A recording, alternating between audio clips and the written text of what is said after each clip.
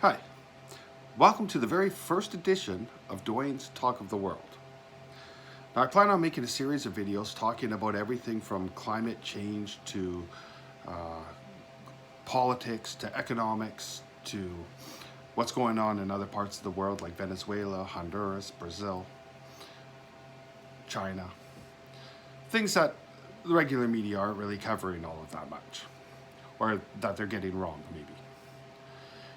So in my initial video, episode, let's call it episode. My initial episode, I'm going to talk about farting cows. Because it's been in the news a lot lately, farting cows. Who knew that farting cows were killing our planet? Or are they? That's what this video is going to examine. So, first off, there's about 1.5 billion cattle in the world. That's a lot. Now, what these cows like to do is fart and burp a lot. Now, I can go into the science as to why they fart and burp a lot. They have 4 stomachs and blah, blah, blah, blah, blah. But really, who cares? That's not the point. That's not why I make these. Not for science. So, does cattle or raising beef really warm the planet? Is it catastrophic to our environment? You can watch or read several different studies on this that will give you dramatically different numbers. Some will say it's as low as 3 to 4%. Some will say it's as high as 40% of global warming is caused by cattle. The difference is not that either study is really lying, but both of them are giving skewed numbers. For example, the ones that say it's anywhere from 3 to 4%, they're only including the methane that the cows are releasing when they fart and burp. So making that number as low as absolutely possible. The ones that are saying it's as high as 40%, they're including everything that you could possibly include to inflate that number as high as possible, including trees that are cut down to make cow feed, the carbon that's released from the trees once they've rotted, the carbon that's not being sucked out of the environment from the trees if they weren't cut down, everything, shipping, everything. They if you can blame it on cattle, they've found a way to blame it on cattle. So the number is actually somewhere in between if you want to look at a realistic number. Because you do have to take into consideration things other than just burping and farting. You do have to take into consideration shipping and processing and all of that kind of stuff as well. You can't completely ignore that the way some studies do. But at the same time, you don't have to inflate the numbers either. So, first I want to say, when cows fart or burp, they actually burp more than they fart. They release methane gas. Some people say that this isn't that big of a deal because methane gas dilutes itself in the atmosphere after 10 years. That's a long time. So every 10 years it basically recycles itself, which isn't really true because every year you're still contributing more methane to the environment. You're still heating the planet that much more, so it's not a fair argument. So, do cows release the most methane gas when it comes to climate change? No, they're actually third on the list, which you're not really hearing that much, which is weird, really. The number 1 contributor to methane gas into the environment is mining. The number 2 contributor to methane gas into the environment is fracking. I have a feeling that the way that fracking has gone up a lot in the last few years, that it will surpass mining shortly, because fracking is increasing dramatically. Even where I live in British Columbia, Canada, and our government signed a deal. I'm getting sidetracked here, but our government signed a deal with oil and gas companies to dramatically increase the fracking in my province. So the methane gas released in my province is going to skyrocket, and this is our so-called left-wing government that we have here. Anyways, I digress. Cows. So, vegetarians or vegans are pushing this idea that we must all go vegan if we want to save the planet. If you care about saving the planet, you must go vegan. There's no other way around it. No, that's not true. First off, even if you're a vegetarian and you're a vegan, chances are the stuff that you're buying and that you're eating is being imported from other parts of the world, which is also deforesting land to plant the crops that you're eating, which is decreasing the carbon that the trees are taking out of the environment and increasing the carbon that's being put in the environment when the trees start to rot. So it's kind of offset in that way. And that's why I say that the numbers of raising cattle are inflated. So that's one thing. So how do we reduce the effects of cattle that the cattle are causing to our environment? Are there ways? Or is it just something, if you like beef, then that's just something you have to put up with? There are ways. One thing, we need to protect the existing farmland that we already have. I'll give you an example of that. I live in an area of Nanaimo, British Columbia, that was originally called 5 acres. It changed its name to Harewood. The reason it was originally called 5 acres is because after World War II, veterans coming home were given 5 acres of land for them to be able to farm, produce food for themselves and their family, and also sell.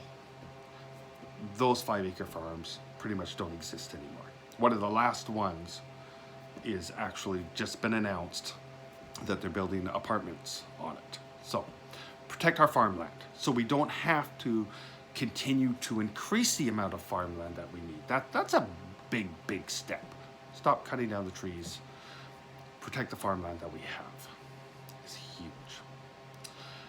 Another thing that they're looking into, scientists are working on, is, and I found this kind of interesting, is including garlic in cows' diets. And that goes back to the science as to why they're producing so much methane, which I said I'm not going to get into. Suffice to say that apparently feeding cows garlic dramatically reduces the amount of methane that cows produce from their burping and farting. Now, as for the number being inflated as high as 40% of global climate change, one of the things that they include in that, like I had said earlier, is shipping. And yeah, that's a huge part of it. If you include shipping, so if you're buying beef from other parts of the world, the carbon footprint on that steak that you're eating is a lot higher than if you're buying beef from your local farmer. Huge difference. You can actually buy beef from Australia here in British Columbia. Australia's on the other side of the world. I don't quite understand how it's feasible to, or why it's cheaper to ship beef from Australia halfway around the world. I can't imagine the amount of oil that these huge shipping containers, ships, use to ship this beef over here. The amount of energy that it would take, because obviously the beef that's shipped over from Australia needs to be refrigerated, which is that much more energy, which is, you're increasing your carbon footprint that much more. Keep in mind that these are all stats from the 40% that cows producing cattle creates. So the first step that we need to stop doing if we really care about our planet is we need to start telling our governments, no matter what country you're in, you need to start advocating and telling your government that we're going to produce our cattle here and we're going to eat our cattle here. There is no reason that beef should be shipped from Australia to British Columbia. I live on an island. There are enough farms on the island that I live on, Vancouver Island, that should be able to produce more than enough beef to feed everybody on Vancouver Island that chooses to eat beef. Imagine the reduction of pollution if you bought it locally. One of the reasons people don't buy it locally is because it's more expensive. The smaller farms can't compete with the huge corporate farms. So what needs to happen, instead of governments giving huge subsidies, and they give huge subsidies to the corporate farms as well, but I'm not really going to talk about that, whether it's necessary or not necessary or that kind of thing. But instead of governments giving huge subsidies to fossil fuel companies, give those subsidies to local farmers so they can produce cattle at a cheaper rate, or sell their cattle at a cheaper rate, so we don't have to import cattle from Australia or Alberta, which is a few hundred miles away from here, or Texas, or anywhere else. Produce it here. Now, we could do that with several different products, but I don't really want to get into that, because on this video we're just speaking about the cattle industry and whether or not it's causing as much damage to the planet as they say it is. The other thing is the feed for the cows. They're deforesting fields in order for the cows to give the cows food. So how do we fix that? Well, there's a new thing called vertical farming. I don't know how new it is. It's new to me because I just read up on it a few days ago. So vertical farming, from my understanding, if you took all of the farmland that we have in the world right now and switched them over to vertical farming, we would create 13 trillion extra tons of food a year. 13 trillion tons a year by switching our farming practices. So that's the other thing that needs to happen. If we switch our farming practices to vertical farming, which coincidentally also uses a lot less water, a lot less fertilizer, much better for the environment. We can produce our cow feed a lot cheaper, and by cheaper I mean environmentally friendly ways, without cutting down more forests, which we seem to be doing regardless of returning them into farms.